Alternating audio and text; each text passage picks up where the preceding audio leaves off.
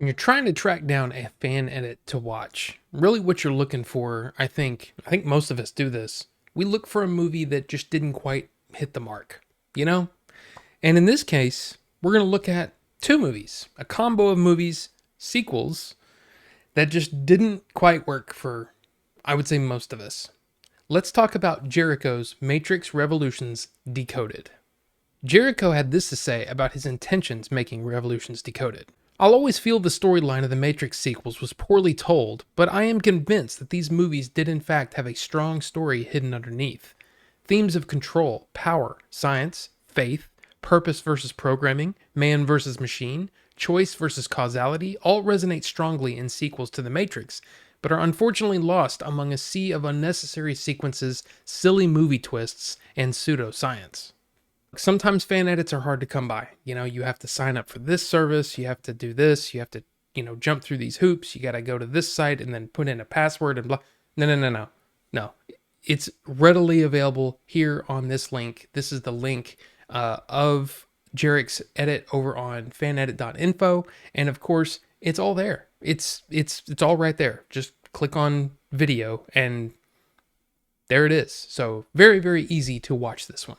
I saw Reloaded and Revolutions on their initial theatrical run back in 2003, and I think I, like many others, we were extremely excited after seeing The Matrix. Can you believe The Matrix is 23 years old? That's crazy. But anyway, I was really really excited for these movies, and Reloaded was good, but I was like, I'm not sure where they're going with this. And in fact, it ended in a way that I thought, okay, that's really, really intriguing.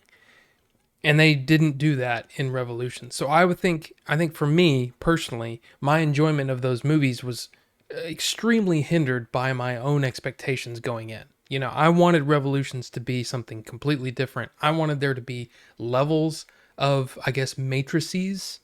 You know, I didn't like the idea that Neo had powers in the real world. And that I figured that that whole thing at the end of the movie of Reloaded, with him being able to stop the Sentinels, I was thinking, oh my gosh, that's another level of the Matrix. You know, that they're still in the Matrix. It's just another level. So what they thought was the real world wasn't really the real world. And there was all the, and you know what I mean? Look, it's unfair. It's unfair. It's unfair to judge a movie by what it can never be, right? So it took me a while. It took me a while to enjoy Reloaded and Revolutions for what they were instead of what they could never be. Over the years, I watched them many times and I've come to appreciate them, you know, for what they are, right? They're not perfect movies. They're, almost no movie is, but I really, really enjoyed a lot of the philosophies that they were trying to present here.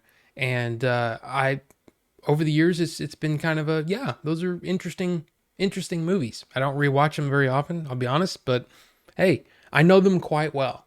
I think most people these days look at the sequels as just missed opportunities and that people just don't like them. In fact, I think some people will say, well, the only good thing about both movies was that highway chase scene. And oh my God, the highway chase scene is ridiculous. But anyway, I think Jerick has largely succeeded in taking the best parts of both of these movies and putting them together. The only problem, with, at least from my perspective, is that there are some scenes that he's taken out that are important to me philosophically, and I think important to what the Wachowskis were trying to present, their ideas they were trying to present.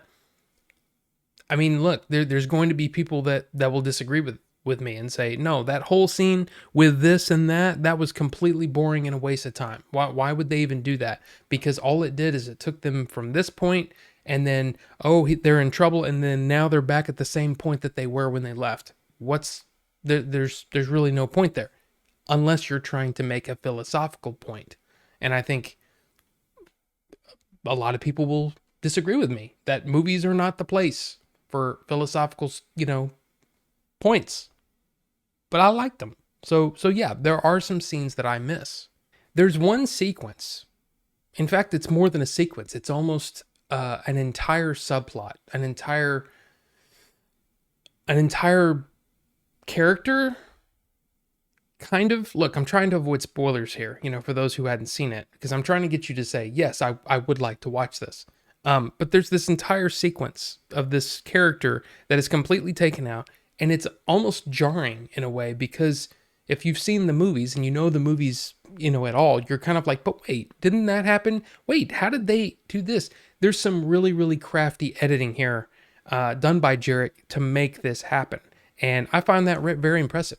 The other great thing, I think, is that a lot of people missed out on Enter the Matrix, this video game that came out before the movies came out, to sort of help bridge some of the stories and stuff like that. Of course, the Animatrix, there's some stories in there as well. The Final Flight of the Osiris was probably the one that was most important immediately, but even the character of the kid was from the Animatrix. So there was a lot of things. A lot of things that were released around the release of Reloaded to sort of promote it and all that stuff. But Enter the Matrix had some really, really cool sequences shot with actual actors, with Ghost and Niobe, right? I mean, there's great stuff there. So what Jerick has done is he's put a lot of those scenes into this version of the sequels, which is now one movie.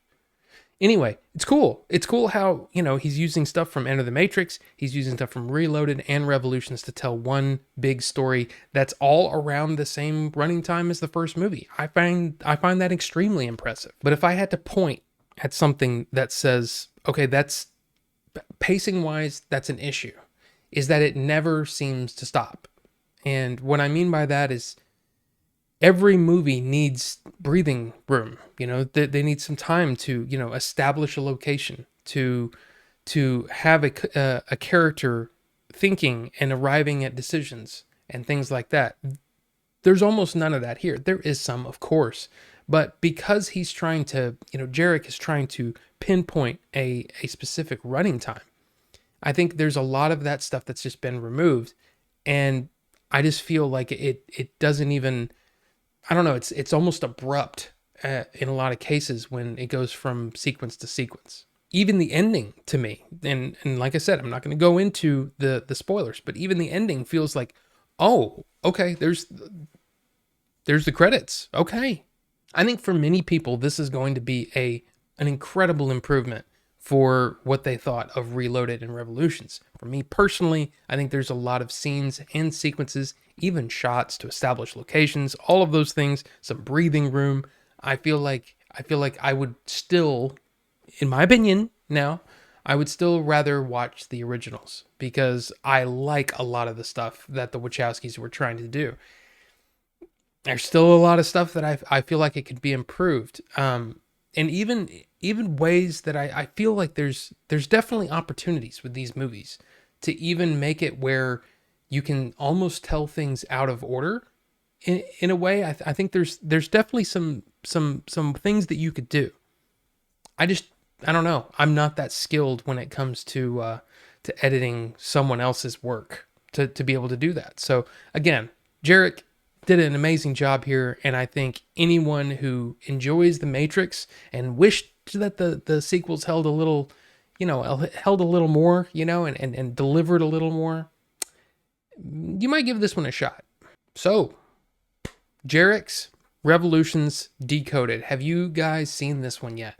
Of course, if you haven't and you're interested in it, the link is right there. The link is right there in the description, and you can watch this and let me know what you think down below, because that's a lot of fun. It's been my favorite thing about over the last, I'd say, month and a half, where things have really started to pick up on this channel, is getting to talk with you all and getting to, discuss things with you, get some of your recommendations, even me recommending things other than what was in the video. And it's been a lot of fun. So thank you guys for the support. Thank you guys for watching, and we'll see you on the next one. Even some sequences and some shots to establish